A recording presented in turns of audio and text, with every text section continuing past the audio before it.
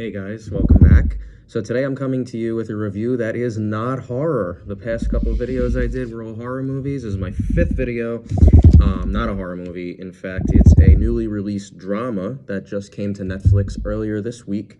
And I've been meaning to get to it, but with school and work and life, things got in the way. So here it is now. I want to talk about the newly released biographical film on Marilyn Monroe called Blonde.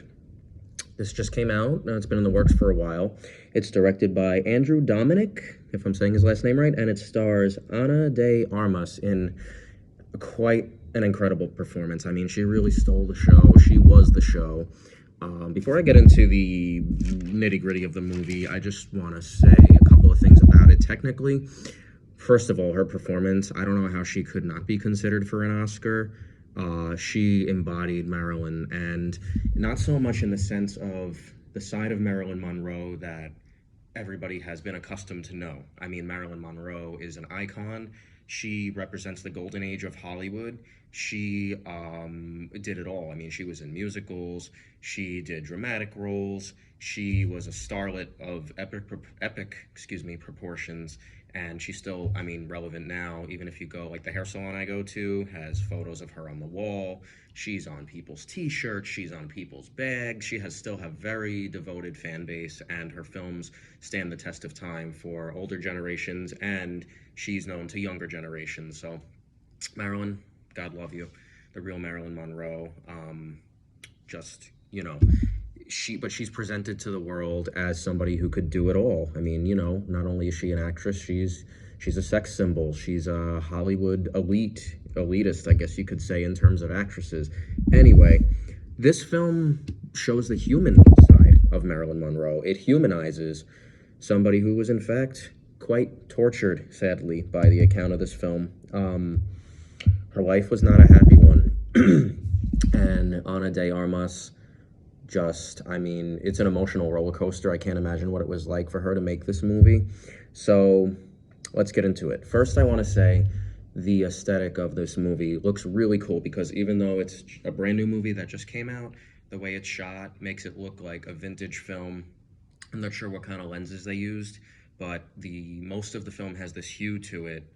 It's a little bluish and pinkish. There's some scenes that are sort of blurred out to enhance the drama parts, I would say. In other words, it's shot almost like a documentary. It feels like a documentary at times, as if we're really following Marilyn Monroe around in the intimacy of her life, the inner workings of her life, in her most her closest relationships. It doesn't really deal with the filming of her movies. There's a couple scenes. For example, there's a scene showing her audition for the movie Don't Bother Knocking, I think it's called. But other than that, you see her like at movie premieres in the movie, but it doesn't focus on her star power. It focuses on the human being born Norma Jean growing up in 1933 Los Angeles. And that's the other thing I want to say really quick. The little girl, her name is Lily Fisher. She plays young Norma Jean in the opening scenes of the film, and man, even though she had a small role, it's actually a big role. It's a small amount of screen time, but her role matters, because if she didn't work out as young Marilyn Monroe, I don't know that I would have bought into the rest of the film. So when Norma Jean is little, she's living with her mother, who was very unwell. Her mom, to me, seems to have delusions of grandeur about who Norma Jean's father is, and she sort of lays the groundwork for Marilyn / Norma for the rest of her life, for the trauma of the rest of her life. Because when there's a scene, spoilers, I guess there'll be minor spoilers in this review. If you haven't seen it yet, please, you could pause the video, opt out of this, come back to it. Anyway, so there's a scene in the beginning where she shows her a picture on her birthday of a man, and she says, "This is your father." And this little girl, Lily Fisher, just the expression on her face, it's one of confusion and of excitement, because she's like, "That's my father? What's his name?" And her mother says something to her like, we don't talk about his name," something like that. So how can you show a child a photo of somebody when the male role model, the father figure is not in her life, right? And then you say, "Oh, no, we're not talking about him, but that's your father. Her mother's unreliable. I didn't believe it for a second, and it's like you can't do that to a child. Don't confuse her any more than she already is about something like that. And Marilyn is searching for a father figure throughout the entire film. Really. I mean, all the relationships she has with Joe DiMaggio, with Arthur Miller, she calls them daddy. And there's definitely something going on there with her longing for a father figure. She's looking for a positive male presence in her life. That's how I see it. So I'm not going to go through a whole blow by blow of every scene of the movie. I just wrote down some notes to guide me, but I want to talk about the key points. So there's definitely trauma related to her searching for her identity. And so we spend a little bit of time with Marilyn Monroe as a child, and then we flash forward to her adulthood. And you see there's a small scene in the film where she calls herself Marilyn Monroe. It's not really disclosed what inspired that name, if memory serves correct. But she calls herself Marilyn Monroe, and she definitely differentiates the identities of Norma Jean and Marilyn Monroe. Marilyn Monroe is the sultry one. She's the outgoing, she's the in-your-face kind of media darling, the person we saw in the films, like Gentlemen Prefer Blondes.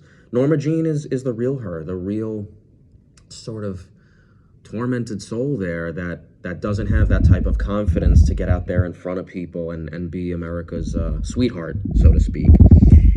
So let me just look here. So yeah, she absolutely had a traumatic childhood. Her mother abused her, and this woman, by the account of this film, was abused throughout her entire life, emotionally, physically. The media definitely had their way with her. The cameras in her face, the paparazzi. I feel like it contributes to her demise. I'm really going off of how the film looks at it. I don't know that much about her life personally. I haven't studied Marilyn Monroe that deeply, but that's what this film is meant to do. So again, I really appreciated the way it was shot, because it's not, I don't know what the budget was, but it's not a big production that relies on CGI or grandiose sort of scenes that encapture large landscapes. There's a lot of scenes shot just one-on-one with her and other important people in the film, whether it's Joe DiMaggio or Arthur Miller, or her manager. But yeah, a lot of the time the camera's spent on Anna, and she has no problem. She's not shy looking into the camera and giving it her all.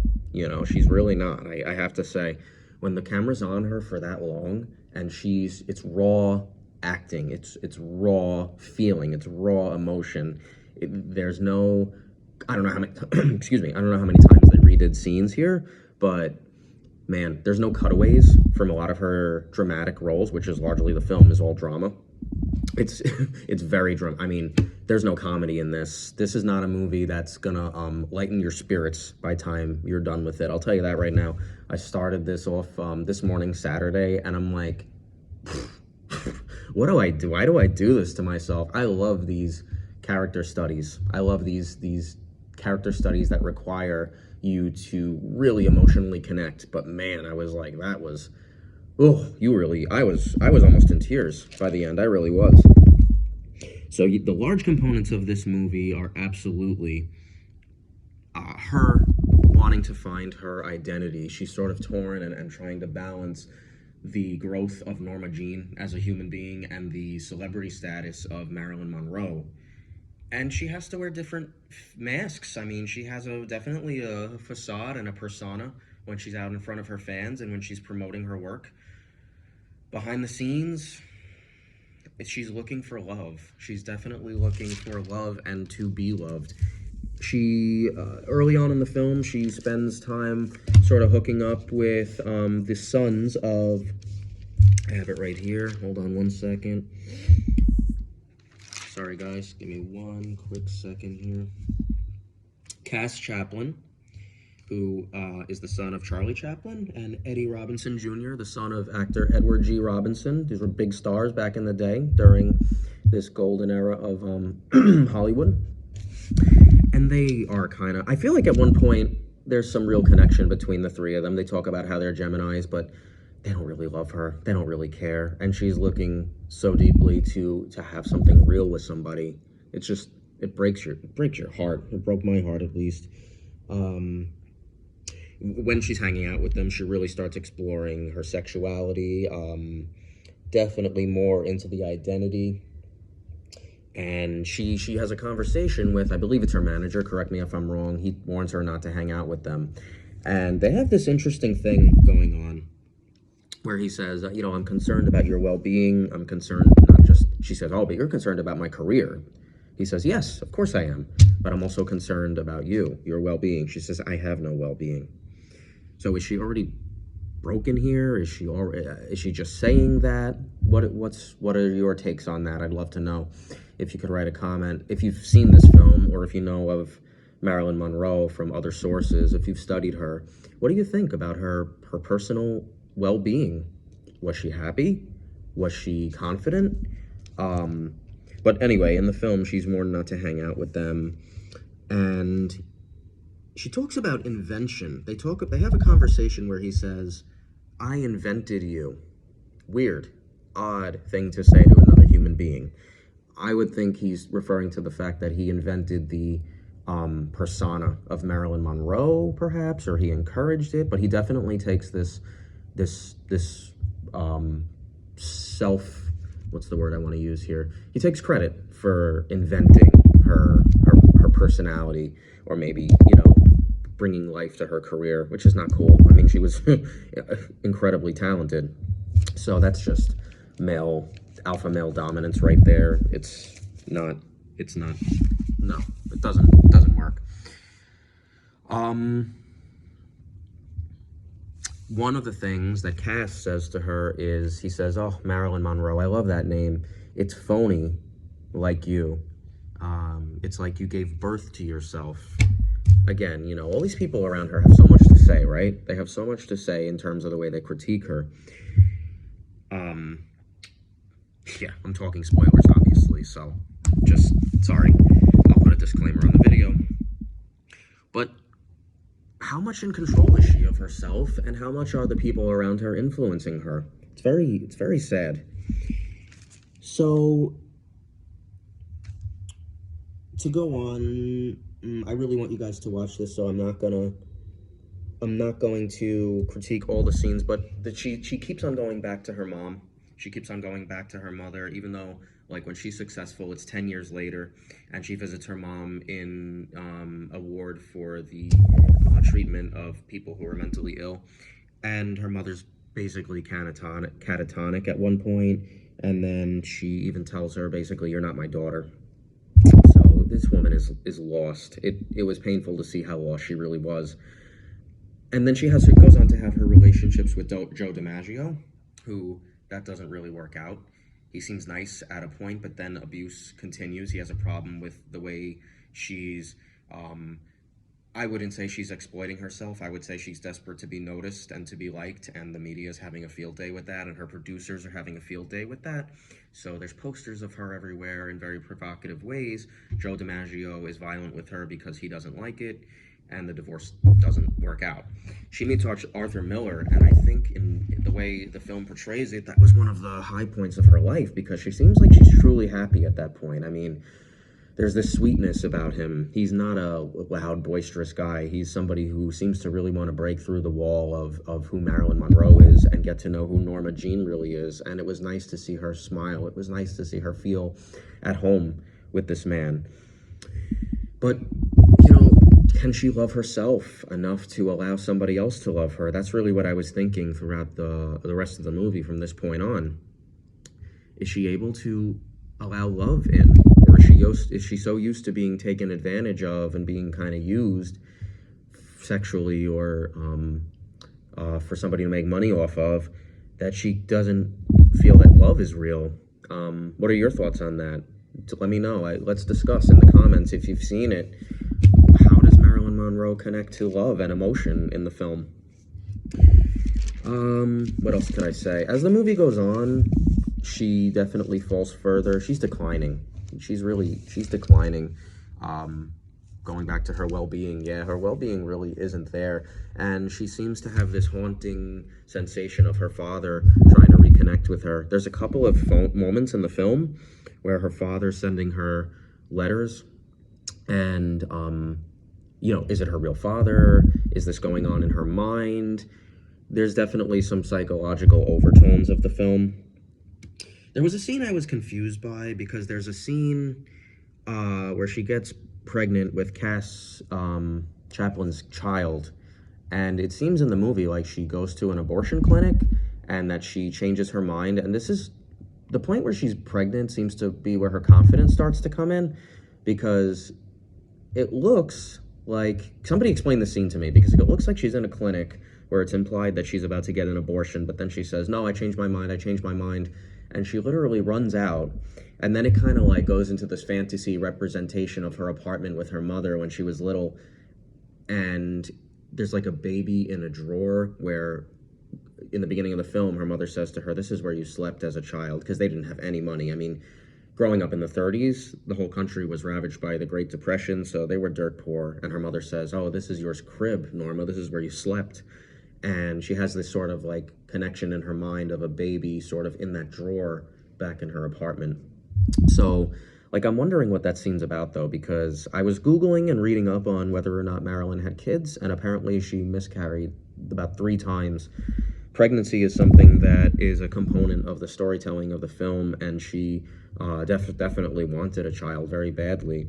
But, yeah, so let me know what you think about that scene. I'd love to know what I'm wrong about and what you took away from that scene, because there's a couple, if you've seen it, you'll know what I'm talking. There's a couple moments here where pregnancy is hinted at, and there's imagery that imply it, that she wants it. She wants a child. Yeah, so she meets Arthur Miller in New York in 1955. Again, there's more ambiguity there, hinting towards pregnancy. Oh, and I want to talk about this childish innocence of Marilyn, because she calls men in her life daddy, and she's very girlish. It's like almost like that childhood of, Norma Jean didn't really grow up, because when we see her in the beginning of the film, I'm pretty bad at judging age, so I mean, I would say her as a little girl, she's like maybe 6, if that, in the movie, maybe 6 or 7, between 6 and 8, I don't know, what is she? She kind of acts like that. It's like all these layers of her personality, where she's, the Marilyn side is sexy and vivacious, and then the Norma Jean side is, childish, and as an adult, she's breaking down. So it's almost like, is she acting this way because she never had a father, and she thinks that a guy would be attracted to her acting like a child, because that's all she knows? That's what, she's missing a father, and she's looking for a father. What's going on with that? What's going on? It's leaving me with questions, and I like that it's leaving me with questions, because I want to watch it again. This is a great character study film. It's really deep. It's very, very deep. So I heard that some parts of it are fictionalized. I don't know. If you happen to know what parts of this movie are fictionalized, because I know it's causing controversy right now amongst fans and film critics over how much of it's true and how much of it was sort of made up for the movie. I mean, how much can you really fictionalize the life of a real person? I don't know. Anything's possible. But anyway, what is fiction and what's truth? Me being sort of a novice to the story of her life, that's what I'm kind of wondering. Yeah, so as the film progresses, I feel like she reaches her lowest point during the Arthur Miller marriage. So again, going back to my question, yeah, I really wonder, is she not used to being loved? Is she not used to accepting genuine love? Does it break her down? What else can I say about this movie? The rest of the movie, it's hard to watch.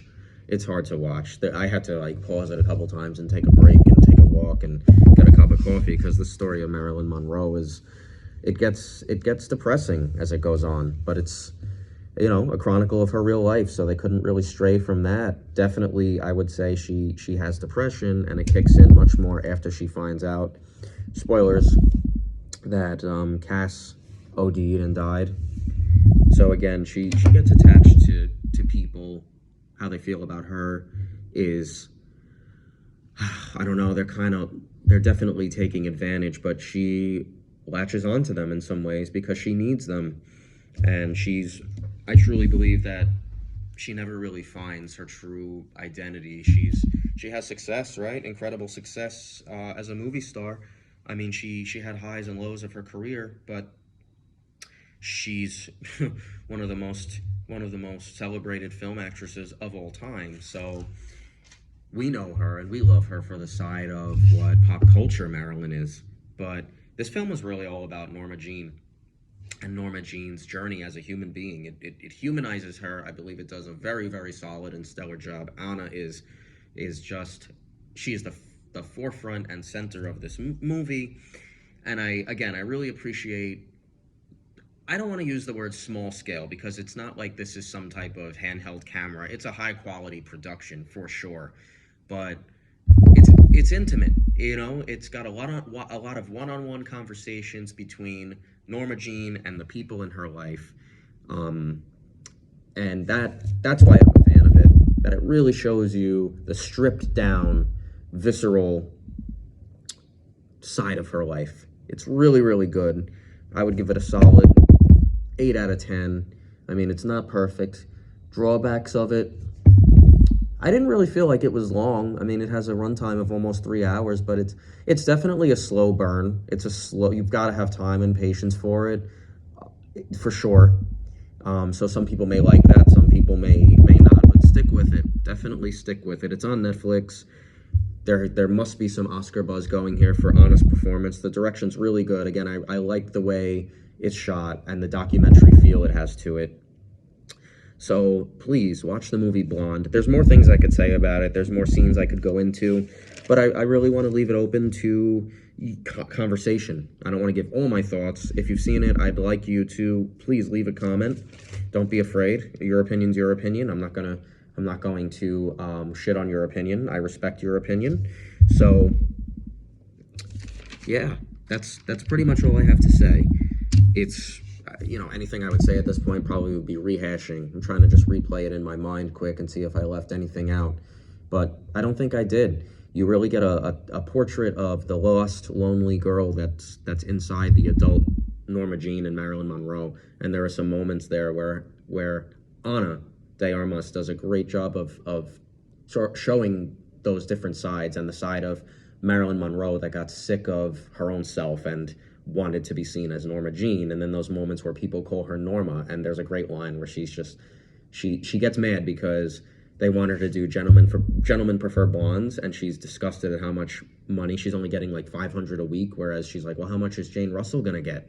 And they tell her, like, I forget what they say, but it's a substantial amount more money, and she's like, wait a minute, she'd be getting $100,000 for this, and I'm only getting $5,000? And he's like, no, but Marilyn, the manager on the phone, like, but Marilyn, wait. And she's like, fuck Marilyn. Marilyn's not here. And I'm like, yes, bring that confidence, you know, stand up for yourself. It's about time.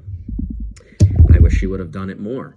But at that point, she's concerned about having a life and a family, and she's excited about this potential pregnancy. So, yeah, that was a cool moment.